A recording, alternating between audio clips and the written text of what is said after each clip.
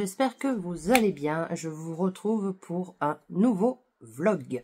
Nous sommes lundi soir et je viens pour vous faire un petit point de lecture, mais aussi un unboxing parce que j'ai reçu ma box mensuelle du mois de juin de chez Adelcha. Pour ceux qui ne le savent pas, je me suis abonnée le mois dernier quand j'ai reçu la box du mois de mai, que j'ai trouvé sublime. Je me suis dit, allez, soyons fous, prends un abonnement.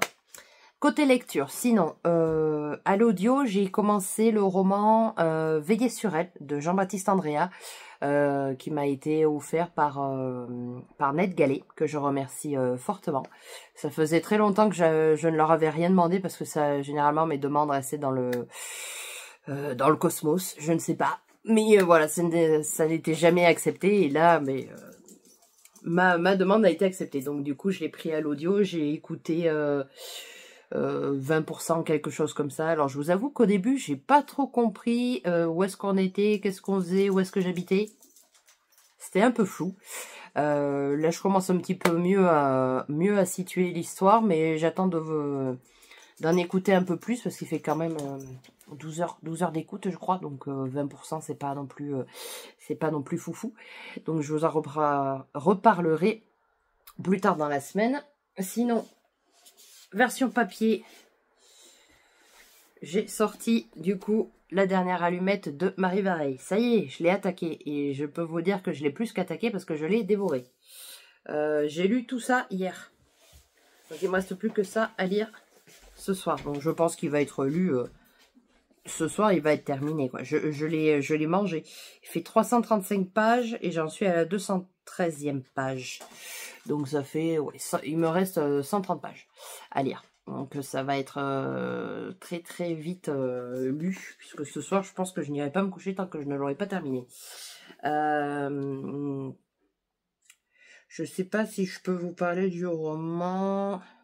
Je vais lire la 4e quand même, parce que je sais plus si je vous l'ai lu ou pas. Au pire, vous passerez la vidéo. Depuis plus de 20 ans, Abigail vit recluse dans un couvent en Bourgogne. Sa vie d'avant, elle l'a en grande partie oubliée. Elle est même incapable de se rappeler l'événement qui a fait bousculer sa destinée et l'a poussée à se retirer du monde. De loin, elle observe la vie parisienne de Gabriel, son grand frère, dont la brillante carrière d'artiste et l'imaginaire rempli de poésie sont encensés par la critique. Mais le jour où il rencontre la lumineuse Zoé et tombe sous son charme, Abigail ne peut s'empêcher de trembler, car elle seule connaît vraiment son frère. Un trésor de sensibilité et d'émotions brillamment construit, Marie Vareille démontre une nouvelle fois son talent unique pour nous tenir en haleine de la première à la dernière page. Voilà, alors je peux pas trop vous parler du coup de la thématique du roman, parce que sinon ça vous spoilerait le roman. Je vois que dans la 4e de couverture, il n'en est pas fait mention. En tout cas, sachez que si j'ai lu la moitié du roman hier, ce n'est pas pour rien. L'histoire est très poignante et puis elle résonne en moi d'une façon assez particulière parce que on va dire que j'ai traversé, sans dire exactement la même chose, mais voilà, j'ai vécu un petit peu de ce que Zoé a vécu et voilà, ce roman a une saveur assez particulière pour moi. Voilà, j'apprécie fortement ma lecture. Voilà, l'écriture nous tient quand même en haleine parce qu'on aimerait savoir le pourquoi du comment. On se fait notre propre histoire. On se dit tiens, est-ce que ça serait pas ça? Est-ce qu'il se serait pas passé ci? Voilà. Moi, je fais mes petits plans sur la comète, même si voilà, j'aime bien que l'histoire déroule son fil. Voilà, j'aime beaucoup.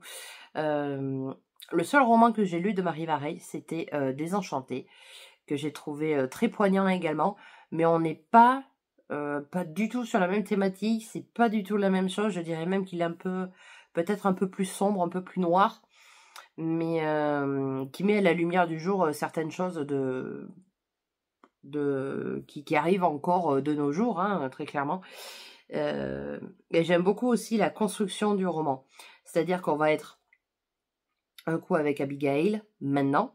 On va être aussi, bon je vous spoil un petit peu, mais on va être aussi, on va avoir des extraits des carnets d'Abigail enfant, et on va avoir des séances de psy aussi, le vendredi à 17 h. Voilà.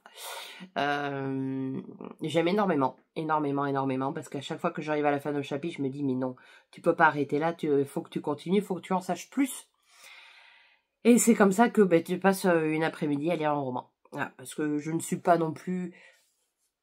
Je suis une grosse lectrice, oui, mais pas tant que ça. Je m'explique. Il y a des personnes qui arrivent à lire 100 pages à l'heure. Moi, non. Moi, je suis plutôt sur du 50 pages à l'heure. Donc, du coup, si j'en ai lu 213, 10, 2, 1, ça fait pratiquement 4 heures de lecture. Pour vous schématiser un petit peu le bazar. Donc, voilà. J'espère le terminer ce soir pour pouvoir vous en dire plus demain, pour vous faire un point lecture dessus et vous donner mon ressenti final. C'est un livre qui a été pas mal encensé sur les réseaux sociaux et je pense que je vais être de leur même avis. C'est difficile des fois quand il y a des romans qui sont beaucoup encensés sur les réseaux sociaux, ça me fait un petit peu peur parce que généralement je fais toujours partie de la team unpopular opinion, donc ça me fait toujours peur. Mais là bon, on est sur du Marie Vareille, on est sur les éditions Charleston. Il y a déjà beaucoup moins de risques. Donc j'adore ma lecture, je le redis encore une fois, et je vous reprendrai sûrement demain pour vous faire un point lecture et mon avis final sur ce roman. Je ne sais toujours pas, comme d'habitude, vous me direz, ce que je vais lire ensuite. J'hésite entre lire l'avant-dernier tome des 7 sœurs de Lucinda Riley, du coup qui est la sœur disparue. Parce que c'est quand même une belle briquette, mais il faudrait quand même que je la sorte. Et après, je lirai certainement mon service presse des éditions de Boré, qui est Les Tourments d'Émilie. Voilà, ça, je pense que ça sera pas mal. Et à l'audio, après Veiller sur elle, je pense que j'écouterai La cuisinière de Castamar. Même si j'ai vu la série sur Netflix il y a un petit moment. Voilà, j'ai envie de sortir cette petite briquette de ma palle parce que il est quand même assez conséquent. Passons du coup à l'unboxing de chez Adelcha. Alors, qu'est-ce qu'elle nous a réservé ce mois-ci? J'adore les illustrations qu'elle fait. Oh là là, oh là là, oh là là, oh là là. Et ça se présente comme ceci. Voilà, j'adore la petite carte. Trop belle. Oh là là, mais tout se garde en fait. Tout se garde. Elle est vraiment pas trop kiki cette petite étiquette là. Ben, c'est le fond d'écran qu'on a eu gratuitement avec la box. Parce que quand vous prenez les box papeterie, vous recevez forcément un fond d'écran offert avec. Donc celui de ce mois-ci, c'est celui-ci. J'aime beaucoup. Ensuite, j'ai pas pris de quoi découper, mais ça peut peut-être glisser. Oui. On va coulisser. J'espère que je ne casse rien. Voilà. Une autre petite carte. Hello Summer. Merci pour ton soutien, Adèle. Voilà. Donc celle-là aussi, elle va aller sur mon petit tableau magnétique. Alors maintenant, ouvrons la délicieuse. En plus, j'aime beaucoup la couleur du papier soie. Le bleu comme ça, là, c'est magnifique. Ça représente bien l'été. Alors, on a un petit sachet de thé. Du thé blanc. Alors, oula, je suis pas très bonne en traduction. Donc, white tea, blueberry and elderflower. Voilà. Vous voyez, je prononce, je suis angliciste.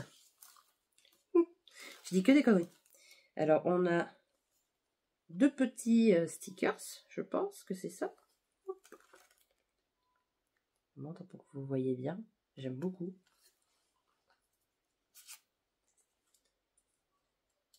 Ça, je ne sais pas ce que c'est. Peut-être un autre sticker. Non, je ne sais pas. One day, I hope you're here for me. C'est une très bonne question. Il faudra que je demande ce que c'est que ceci. Ouais, peut-être un petit marque-page, mais ça me paraît bizarre. Je sais pas, je demanderai.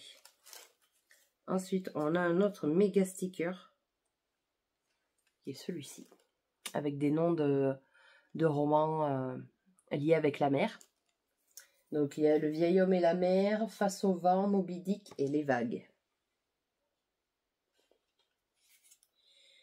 Oh là là, c'est super joli.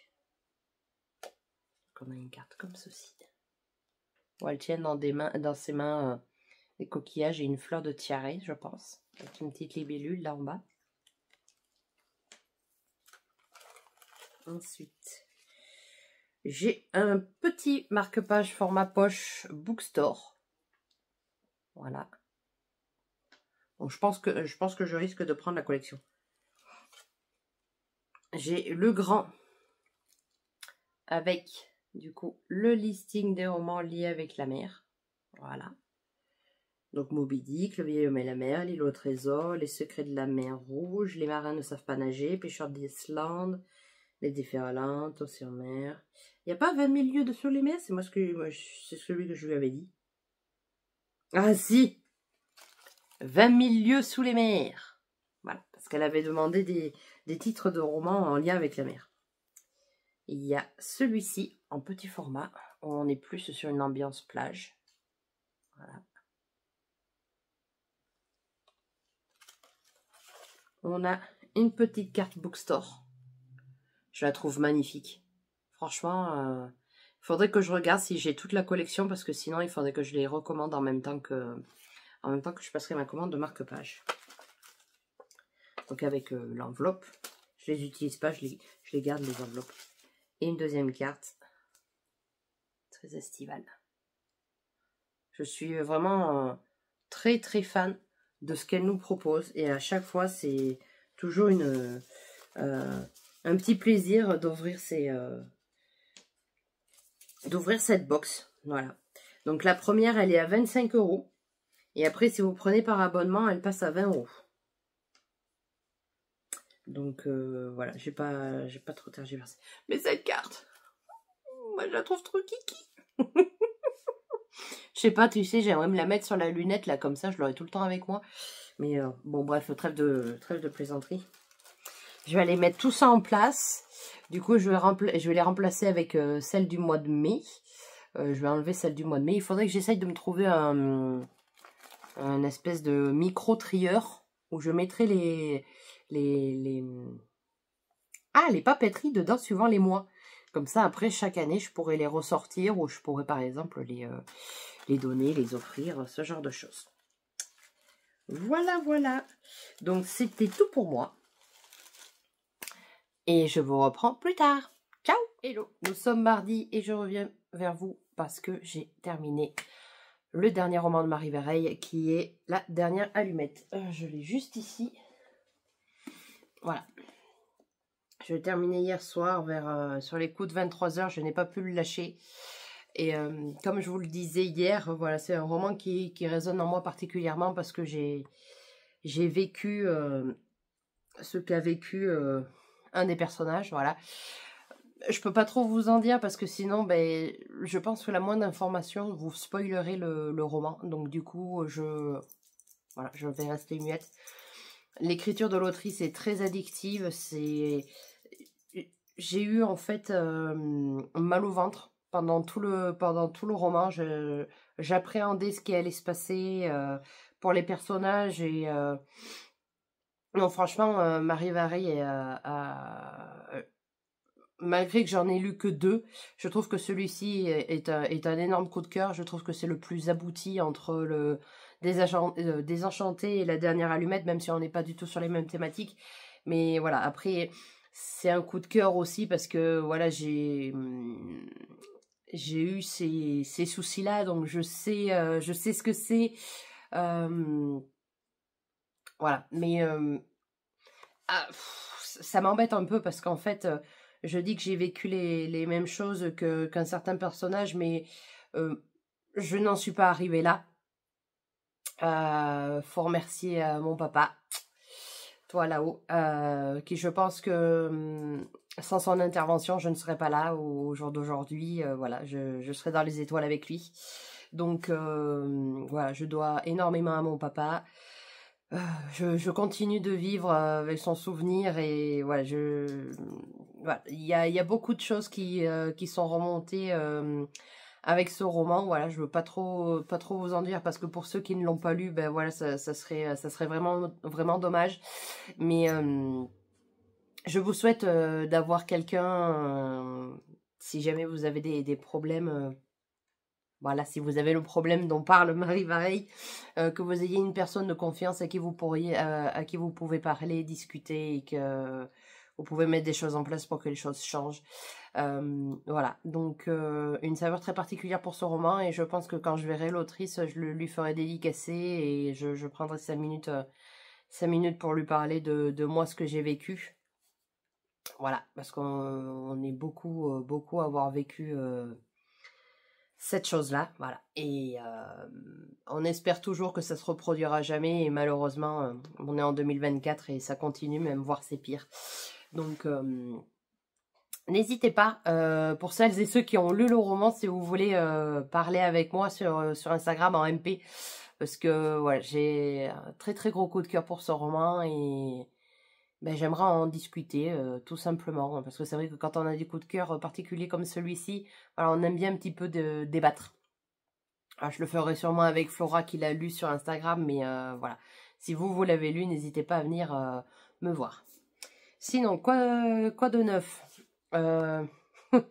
Hier, j'ai mis en ligne la vidéo du vlog de la semaine dernière, du coup, le Bookmark 30. Et je me suis rendu compte, en fait, qu'à un moment donné, si vous voulez, j'avais filmé l'introduction de Rendez-vous en terre inconnue.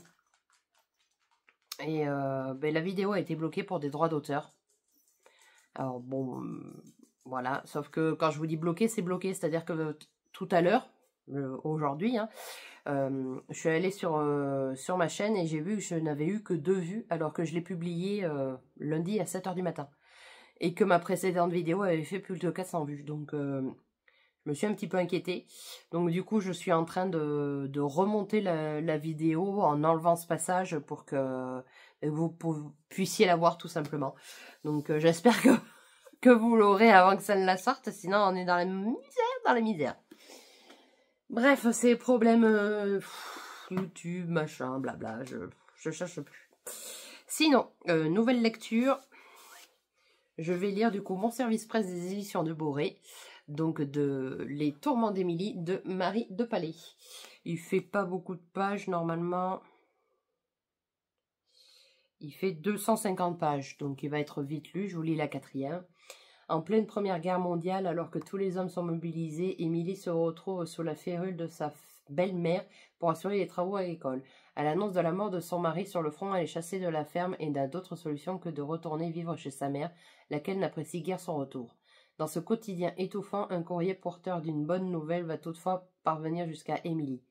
Celui-ci lui donnera-t-il l'occasion de s'émanciper, d'enfin trouver sa place et des réponses au sujet des origines. De ses origines, pardon. Donc voilà, nouvelle lecture. Je vous en dirai un peu plus la prochaine fois que je vous prendrai. Sinon, à l'audio, je suis toujours avec Veiller sur elle.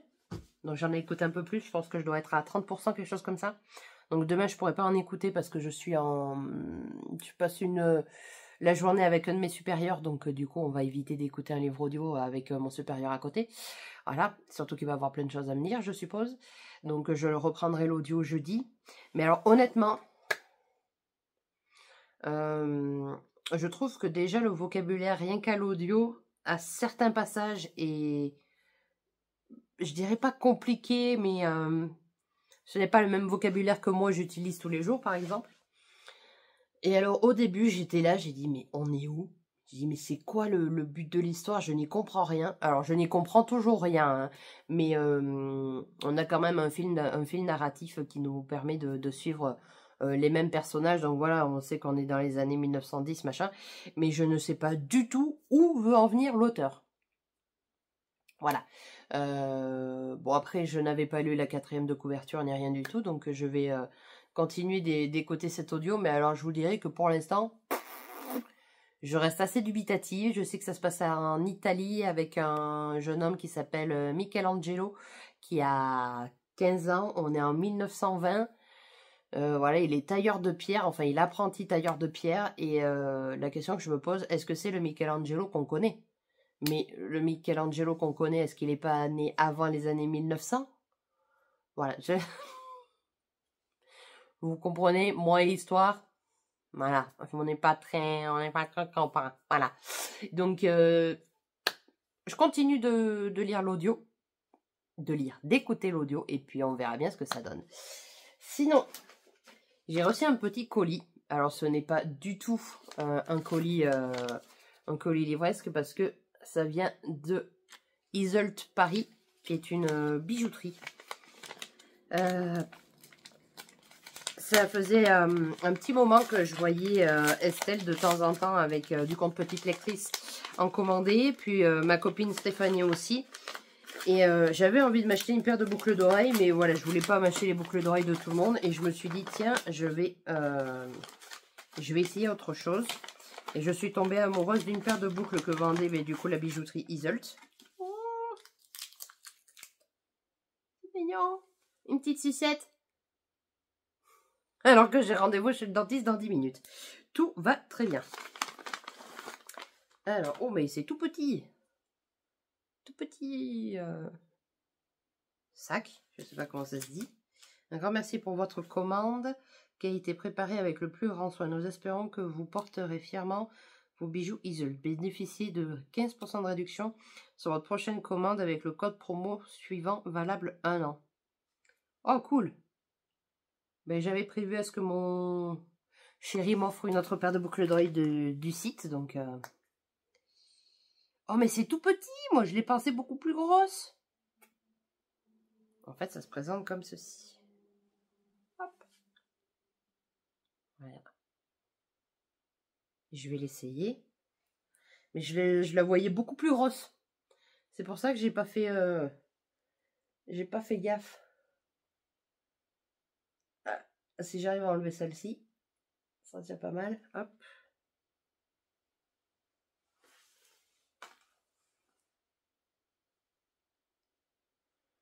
On va y arriver, on va s'en sortir. Hop, je mets ça là pour pas que ça tombe.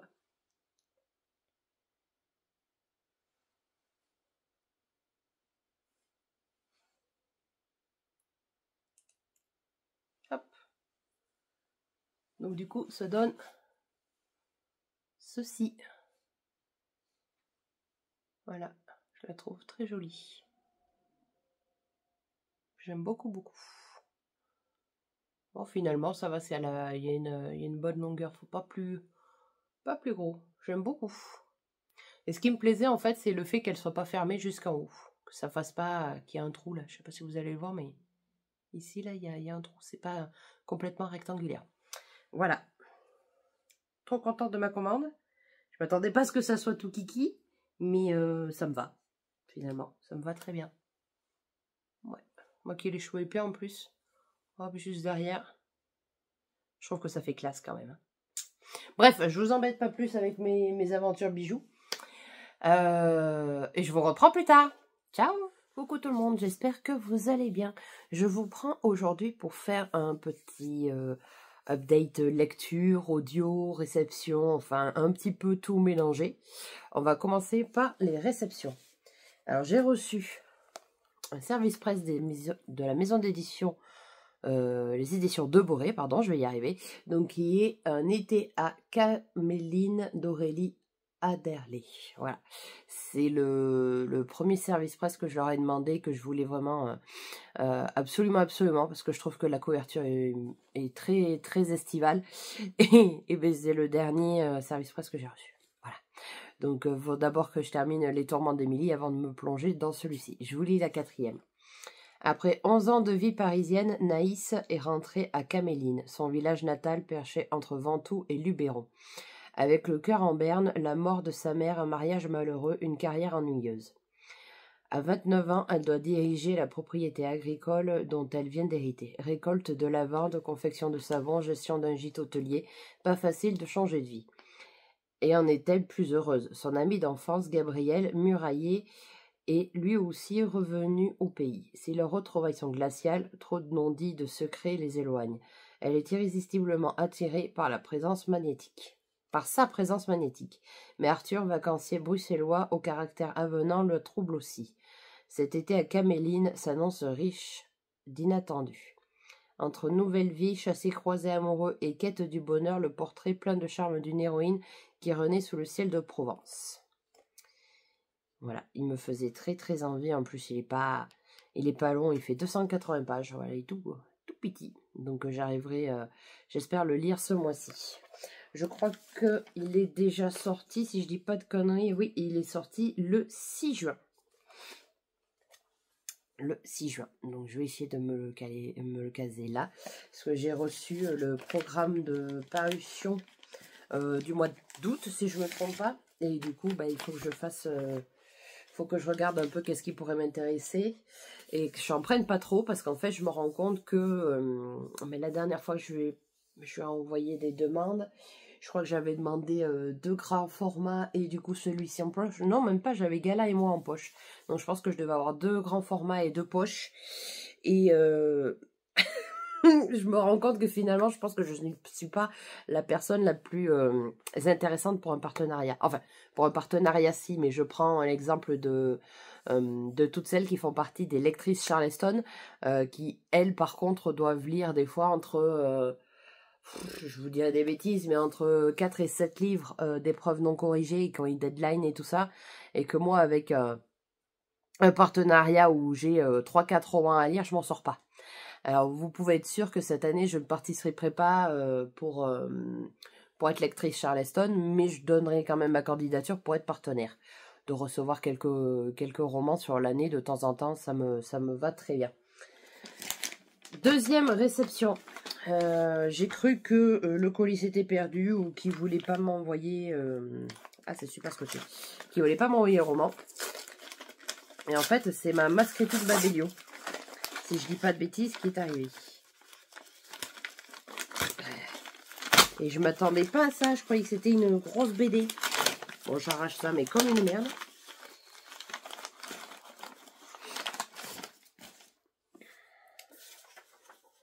Merci pour votre soutien.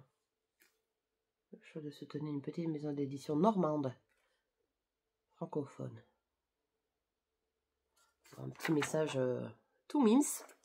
Et du coup, j'ai reçu La vieille fille et le viking. Et c'est le premier tome, c'est le voyageur extraordinaire. Voilà.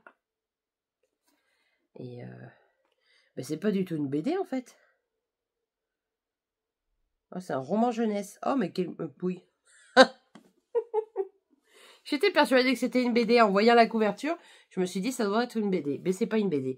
Et c'est publié chez la maison d'édition Relichat. Je vous lis la 4e. Mathilde s'est depuis longtemps fait une raison. Sa vie ne sera pas remplie d'aventures rocambolesques. Mais lorsque son cousin Armand lui apprend que l'Empire français est impliqué dans une expérience révolutionnaire, la jeune femme ne peut s'empêcher de s'en mêler. Évidemment, rien ne se passe comme prévu, obligeant Mathilde à sauver la vie de Faraldre, qui se retrouve ainsi projeté de 963 en 1866. C'est la découverte de ce véritable viking la ravie. Ce n'est pas le cas de l'armée qui veut la réduire au silence. Déterminée à sauver Faraldre, Mathilde, Armand et Joséphine, une mécanicienne qui n'a pas la langue dans sa poche, s'engage avec lui dans une folle équipée. Et Odin seul sait jusqu'où celle-ci va les mener.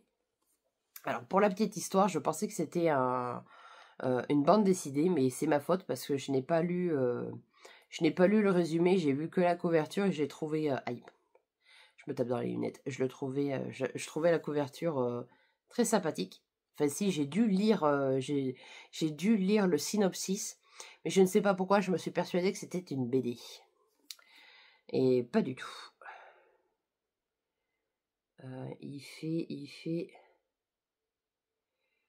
377 pages et j'ai 30 jours pour le lire. Voilà, c'est impeccable. Je pense que j'essaierai de me le prévoir pour début juillet. Parce que je ne m'attendais pas du tout à ça. Et bon, maintenant que je me suis engagée, je vais le lire, ça, il n'y a aucun problème. Mais plus j'aime bien parce qu'il y a, sur les entêtes de chapitre, il y a des petits engrenages. Comme ça. J'aime beaucoup. Et en bas, vous avez voilà, des espèces de petites fleurs au niveau des pages. Donc j'aime beaucoup. J'essaierai, ouais, je vais me le programmer pour début juillet pour me le sortir rapidement. Voilà, c'était tout pour les réceptions. Après, côté lecture, donc à l'audio, je suis toujours avec Veillez sur elle. Pardon. Oh, je suis désolée. Je manque de repos. Donc je suis toujours avec le roman Veiller sur elle de Jean-Baptiste Andrea, qui est un service presse offert par NetGalley. Je vous mettrai sûrement la quatrième de couverture quelque part. La quatrième, non, la couverture, tout simplement. Je suis fatiguée, excusez-moi.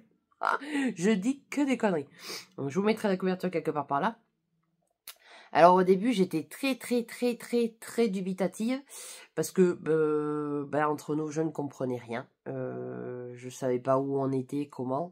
Après, c'est sûrement de ma faute parce que je devrais prendre l'habitude, quand je prends un roman pour le lire, de lire la quatrième de couverture pour au moins avoir le contexte, de savoir où est-ce qu'on est. Parce que moi, je me suis perdue dans le fait que, alors ça aussi c'est de ma faute, mais un personnage principal s'appelle Michelangelo, et il veut qu'on l'appelle Mimo. Et quand j'ai entendu Michelangelo, je me suis dit, ah, mais si ça entend, c'est le peintre qui est vachement connu, c'est l'histoire de ce peintre. Mais puis je me dis, mais il me semble que Michelangelo n'est pas un homme de petite taille. Donc je suis allée voir sur internet, mais bon, j'avais déjà peut-être écouté 30% du bouquin pour vous dire au moment où je me suis rappelé, peut-être que tu regardes sur internet, c'est ce que tu dis, c'est vrai ou pas. Et en fait, c'était complètement faux, puisque Michelangelo est né dans les années 1500, et que là, l'histoire se passe dans les années 1918, quelque chose comme ça. Donc du coup, rien à voir. Voilà, donc je vous le dis, peut-être pour celles où ça leur arrive comme moi, de potentiellement lire la quatrième de couverture avant d'attaquer une lecture. Voilà, donc j'en suis à 48%, j'en suis à la moitié du roman. J'aime beaucoup, c'est très, comment dire, très poétique, très romanesque, j'aime bien. J'ai un attachement particulier aux deux personnages principaux. L'auteur a réussi ça. Et puis même le fait que ça se passe dans la peinture, dans la sculpture, je trouve que ça a quelque chose de très poétique, de très doux en fait à l'audio. Donc on est avec deux personnes, à l'audio on est avec un homme et une femme. Donc l'homme qui raconte la partie passée et la femme qui raconte la partie présent. Et j'apprécie beaucoup ce moment d'écoute. Bon, je ne l'ai pas encore terminé, je pense que je le terminerai la semaine prochaine, donc je pourrai plus vous en dire. Mais on est... voilà, Mimo est amoureux d'une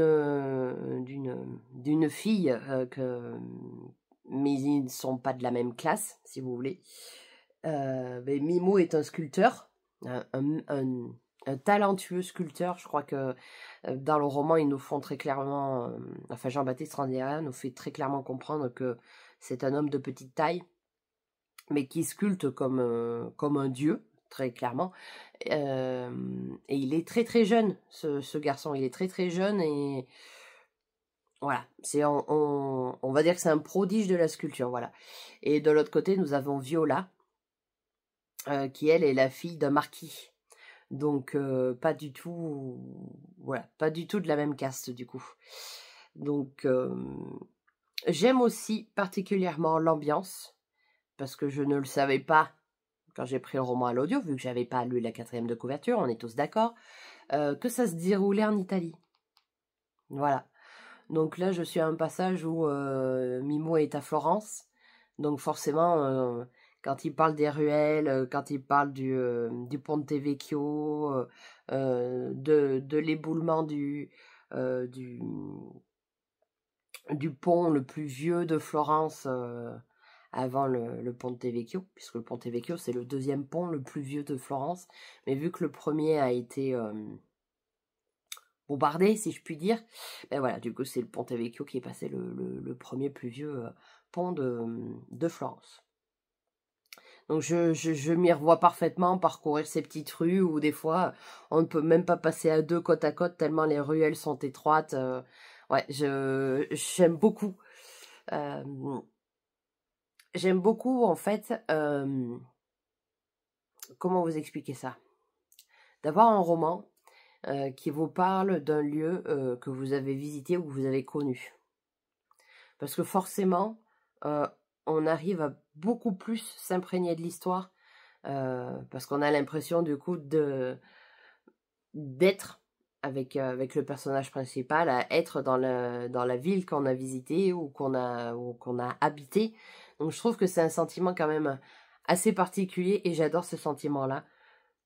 Voilà, donc j'ai hâte de retourner à Florence avec Mimo et Viola. Viola qui a un prénom, je le trouve magnifique ce prénom. Ce prénom est magnifique. Voilà, bon, comme vous pouvez le voir, voilà.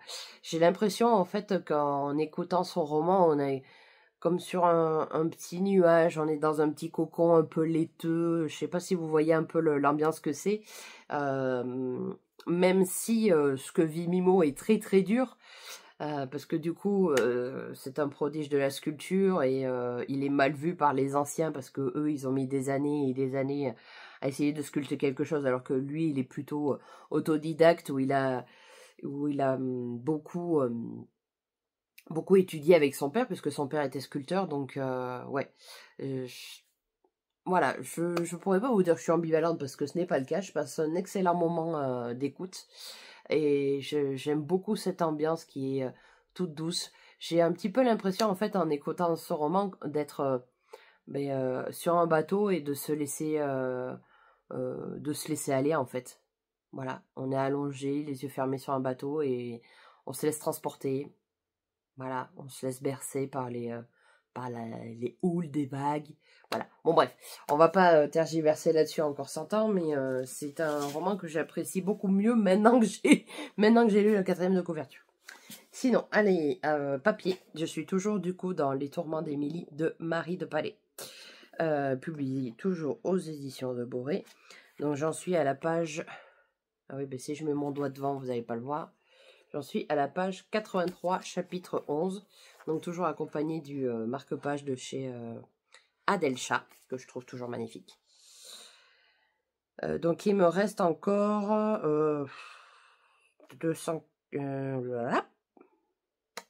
150 pages encore à lire. J'aime beaucoup ce que je lis là aussi. Donc on est pendant la Première Guerre mondiale. On est avec Émilie, qui n'a rien demandé à personne depuis sa naissance et qui en prend plein la tronche. Elle est laissée de côté par sa mère parce que c'est l'enfant de... Comment dire? En fait, sa mère est sortie avec un monsieur. Hein. Ils ont fait leur affaire, sauf que le monsieur a disparu. Ça, c'est ce que dit sa mère. Elle va même jusqu'au fait de dire qu'il l'a violée. Émilie n'étant pas sûre des dires de sa mère, voilà. Mais le problème, c'est qu'elle ne sait pas qui est son père, puisqu'elle ne lui en parle pas. Et elle ne sait pas, en fait, où trouver la famille de son père, jusqu'à ce qu'elle reçoive la lettre d'un cousin, mais du côté de son père. Au début du roman, elle se marie à Georges, qui malheureusement va décéder très vite.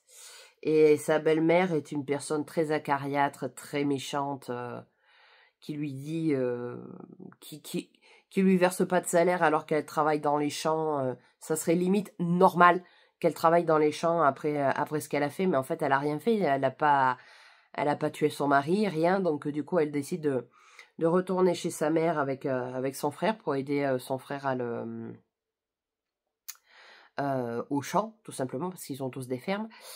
Et sa mère est vraiment, mais très virulente, quoi. C'est pas, elle a pas d'amour, rien du tout pour Émilie. C'est affreux de se dire que on va travailler tous les champs. On va travailler tous les jours au champ. Alors Dieu sait que c'est un métier vachement dur, surtout pendant la Première Guerre mondiale. Il n'y avait pas toutes les machines qu'on connaît maintenant.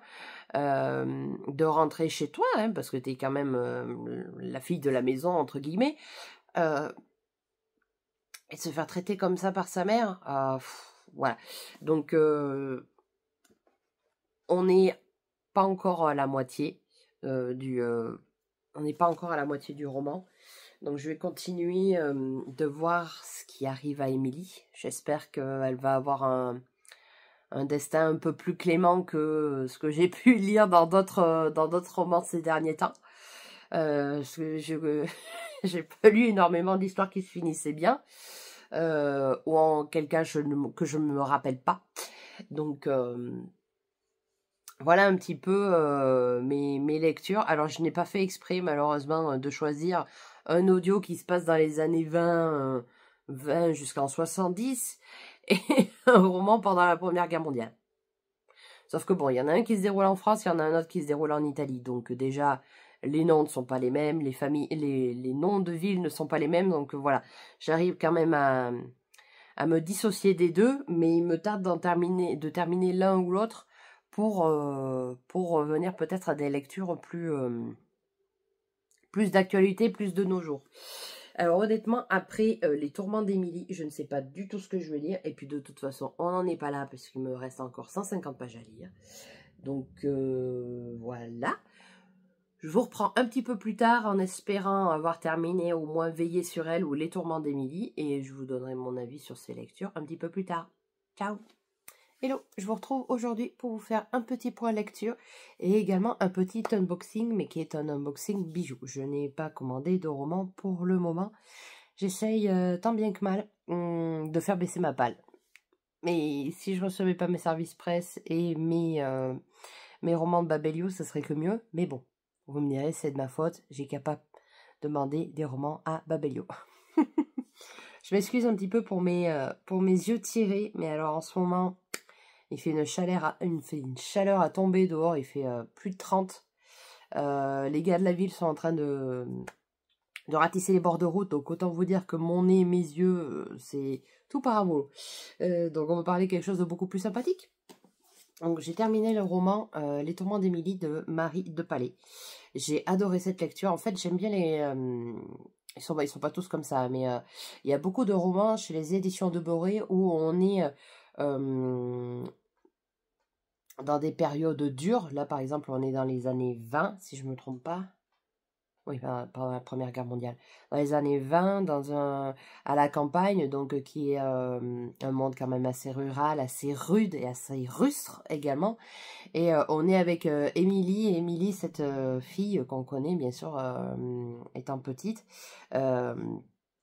qui est un petit peu rejetée par sa mère, rejetée également par sa belle-mère. Voilà, elle épouse Georges, qui malheureusement va décéder très peu de temps après le mariage. Donc elle va rester chez sa belle-mère, mais bon voilà, sa belle-mère est très rustre autant que sa mère. Donc elle n'est vraiment pas acceptée ni dans sa famille, ni dans sa belle-famille, ni nulle part. En fait, elle a l'impression de ne pas trouver sa place. Et c'est ça que j'aime dans les romans des éditions de Boré, c'est qu'on n'est pas dans des romans fleurs bleues où il arrive jamais rien à l'héroïne. La vie, elle n'est pas faite comme ça. La vie, elle nous met des coups de bâton tout le temps dans les roues. Et voilà. Et j'avais vraiment envie que ça se termine bien pour Émilie parce que c'est une femme forte, qui ne se laisse pas faire, qui est indépendante, qui prend ses décisions toute seule. Et franchement, je lui tiens mon chapeau parce que pour une femme, être dans les années 20, ça devait être costaud. Et surtout, en plus, à la campagne. Donc je vous le conseille fortement si vous aimez les récits de femmes fortes dans un milieu rural. Il fait 250 pages, donc autant vous dire qu'il est très très vite lu. Voilà, je ne suis pas sur un coup de cœur, mais j'ai vraiment fortement apprécié cette lecture. Ensuite, du coup, j'ai pris en physique, j'ai attaqué La sœur disparue de Lucinda Riley, qui est le tome 7. Il me restera après, du coup, pas Salt que j'ai acheté cette année. Mais vu que l'autrice n'est plus de ce monde, je fais durer le plaisir. Voilà, j'ai commencé la saga des 7 sœurs. Et je n'ai toujours pas lu de roman de one-shot de Lucinda Riley.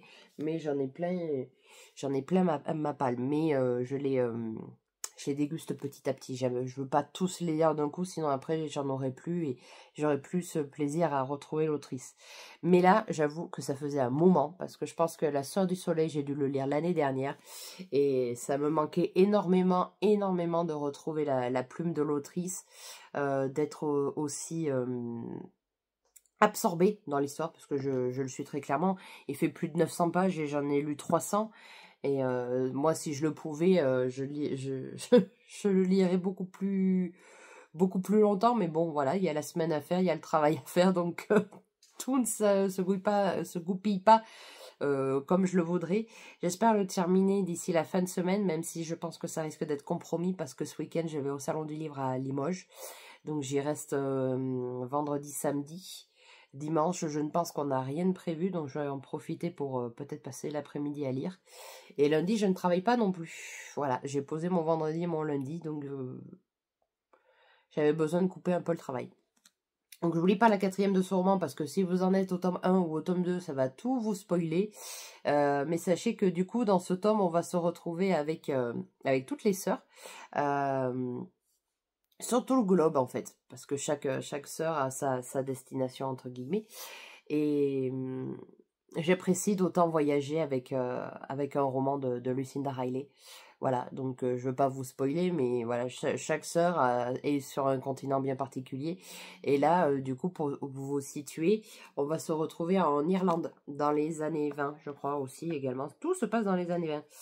Attendez, je l'ai par là, je l'ai pas vu passer par là. La page blanche. Ça s'est marqué, mais je sais plus. Je ne m'en souviens pas. Je vais pas retrouver la page. Mince. Non, j'arrive pas à retrouver la page. Donc, on est en Irlande. Et l'Irlande est un pays que j'aime beaucoup, beaucoup, beaucoup.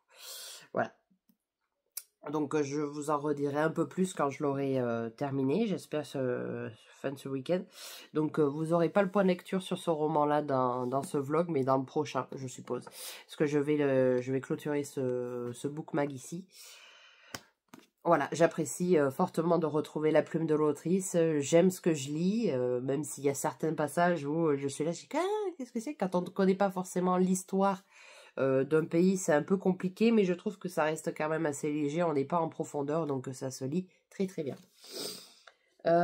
Sinon, à l'audio, il me reste 20 minutes d'écoute pour le roman Veiller sur elle de Jean-Baptiste Andréa. Alors, je n'en dirai pas du mal, parce que j'ai pas du mal à en dire en fait, mais cette lecture me laisse assez dubitative. Même si j'apprécie le cocon dans lequel nous met Jean-Baptiste Andréa, j'avoue que côté de l'histoire, je trouve qu'il y a beaucoup de longueur, qu'il y a pas mal de longueur, qu'il y a pas mal aussi de faits historiques que je ne comprends peut-être pas forcément.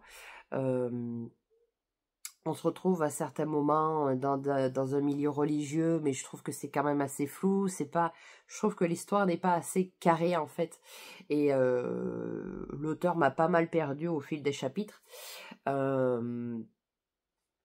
Ouais, je trouve que c'est long, alors que pourtant c'est un roman qui fait 5-6 heures d'écoute, et que je suis plutôt habituée à avoir des romans de 20 heures. Voilà, mais il me tarde de terminer ce roman pour avoir la fin de l'histoire, très sincèrement, même si je pense que l'histoire ne se termine pas forcément très bien, de ce que j'ai compris. Voilà, ça sera pas un coup de cœur pour moi. Peut-être que certains passages ont été peut-être un petit peu trop prises de tête pour moi, où je ne comprenais pas trop les tenants et les aboutissants, mais bah, ça c'est propre à chacun. Après, peut-être que le fait de le prendre à l'audio m'a plus perdu que si je l'avais lu. Voilà. Bon, je saurais pas trop vous dire, mais je pense que ce type de roman n'est pas forcément fait pour moi, parce que je trouve que, voilà, on est quand même dans le monde de la sculpture, du marbre, tout ça, de l'art, de la religion également. On est en Italie, donc à l'audio, la personne qui dicte entre guillemets le roman dit les prénoms en italien et tout ça, donc à l'écrit, si c'est marqué Francesco, vous allez dire Francesco, et tandis qu'à l'audio, voilà, il dit Francesco. C'est voilà. Donc peut-être que le fait d'intégrer des nuances d'italien dans un roman français, ça m'a un peu perdu, parce que du coup, ben, j'arrive pas à savoir si c'est un prénom, si c'est un lieu, si c'est une œuvre, machin. Voilà, c'est très très compliqué, donc il me tarde de terminer cette lecture pour pouvoir enfin passer à autre chose. Et comme je vous le disais précédemment dans ce vlog, j'avais prévu d'écouter La cuisinière de Castamar des éditions Charleston sur Audiolib. Mais j'ai un autre service presse de NetGalley qui a été accepté. C'est le dernier roman d'Anne-Gaëlle Lyon. J'ai toujours peur de me tromper dans le nom. Qui est Le Rossignol, si je ne me trompe pas. Donc que je vais sûrement écouter à partir de la semaine prochaine. Parce que je vais partir à Limoges dimanche. Mais je pense que je vais faire une pause à l'audio pour pouvoir passer un petit peu à autre chose et pour faire une pause. J'ai l'impression des fois quand j'enchaîne les livres audio que je finis par plus les écouter. Donc je préfère faire une pause. Et après, pardon. Excusez-moi, vive les allergies. Wouhou! Nature peinture, et bien sûr je ne couperai pas ce passage, comme ça vous aurez vraiment... Coco nature peinture. On change pas l'équipe qui gagne. Bref. Du coup, semaine prochaine, je termine le roman des 7 sœurs. Non, je vous dis n'importe quoi. Faut que j'ai terminé le roman des 7 sœurs fin de semaine. Parce qu'on va lire... Alors, je vais lire un roman en lecture commune avec 2 copines. Et je me souviens plus du titre. Je crois qu'on va lire un Faubourg Marigny. Mais je vais quand même m'en assurer. Ça ni queue ni tête. Mais bon, voilà. J'ai aussi le service presse entre guillemets, de Babelio, qui est la lecture jeunesse qu'il faut que je lise. Et à l'audio, je prendrai du coup Le Rossignol de Anne-Gaëlle Huon. Du coup, maintenant, on passe à la partie unboxing. Donc, j'ai repassé une commande sur le site d'Isle Paris parce que j'avais une autre paire de boucles d'oreilles où j'avais flashé dessus. Et j'ai voulu essayer une bague, mais pas une bague qui s'arrête là. Comment vous dire, généralement quand on achète les bagues en bijouterie, elles font tout le tour du doigt, et quand on les prend plutôt dans des en acier inoxydable, vu que c'est des tailles uniques, elles sont pas fermées là pour qu'on puisse les agrandir. Et là en fait, plutôt que d'avoir le trou ici, je vais l'avoir sur le dessus. Je vais vous montrer, ça sera beaucoup plus simple. Alors, donc là voilà, elle se présente en fait comme ceci. Voilà, donc vous voyez, là c'est ouvert et là c'est fermé. Hop. Donc je l'agrandis à la taille de mon doigt. Voilà, ça fait un peu saucisson. Attendez, je la mette sur un plus petit doigt. Un plus petit doigt. Ça fasse un peu plus joli.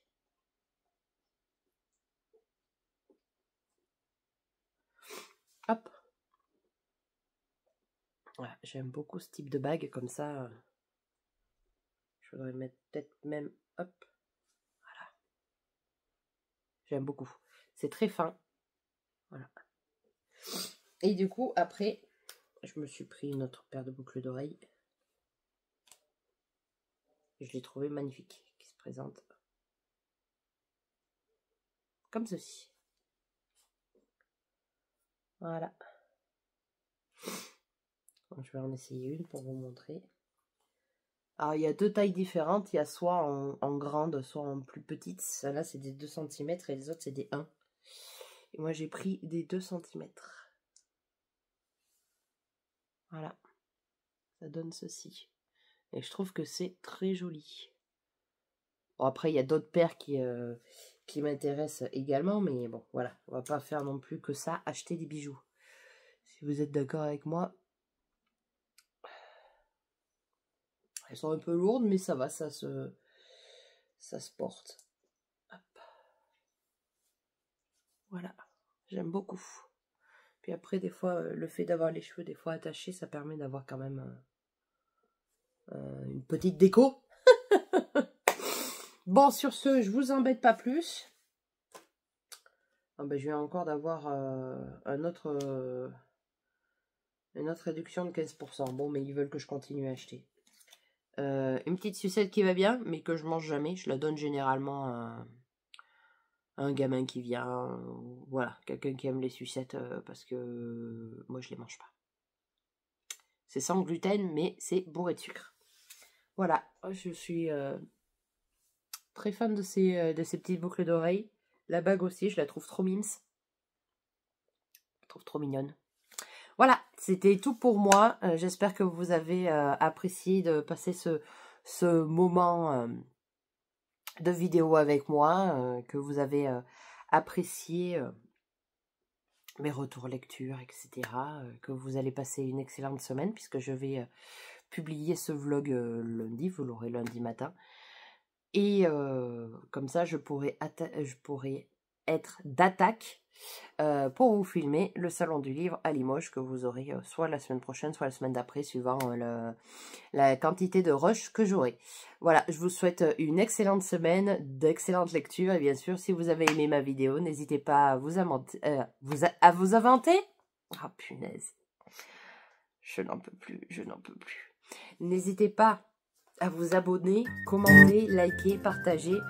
N'hésitez pas aussi à me partager vos lectures en cours, hein, puisqu'on est là aussi pour papoter là-dessus. J'aime bien avoir vos retours, ou savoir comment vous allez, tout simplement, si vous avez fait votre semaine, tout ça.